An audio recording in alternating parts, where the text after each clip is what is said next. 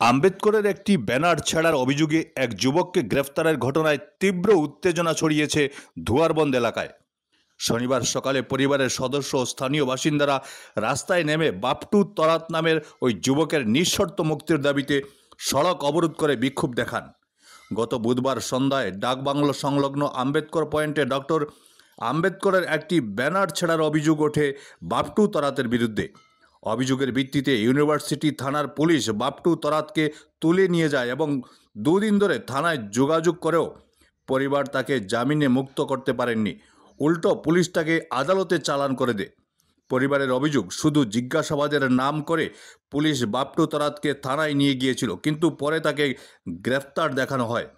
পরিস্থিতি সামাল দিতে ঘটনাস্থলে পৌঁছান কাছাড় জেলার অতিরিক্ত পুলিশ সুপার রজত কুমার পাল এবং ধুয়ারবন্দ থানার ওসি। দ্রুত বাপটু তরাতকে ছেড়ে দেওয়ার আশ্বাস দিলে দীর্ঘক্ষণের অবরোধ তুলে নেন আন্দোলনকারীরা। থানা এক রাত্র থাকার পরে তার হাতে পায়ে ধরা হয়েছে যে ছোট মানুষ, তোমরা হে দুষ করছে না, তারে ছাড়ি দাও, যা হয়েছে তো হয়েছে না, হে কেস চলতো। তারপরে কোর্টে গেল, কোর্টে চালান দেওয়া হইলো, কোর্টের ম্যাজিস্ট্রেটও না করছেন যে এই ফুটেজে তার কিচ্ছু দোষী সাব্যস্ত হয় না। তখন ইউনিভার্সিটির ম্যাডামে কইছে না, এটা উপর লেভেল থেকে চাপ আর তার না শম্ভুপুর কাছ তো ওই যে তখন ইয়ে গেছেন গিয়া আব্দুল কালামের বন্ধু গেছে। আব্দুল কালাম তো আচ্ছা, তাই মানে আম্বেদকর ইয়ে করে এনজিও তে আসেন নাকি তাও জানি না আমরা কিচ্ছু।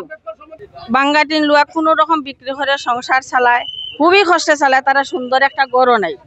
এই ছেলেরা হে সরল মনে গেছে, হে আইয়া গেছে তারার সঙ্গে, কিন্তু তারা কোনো ইয়ে করলো না, তারা দোষী সাব্যস্ত করলো।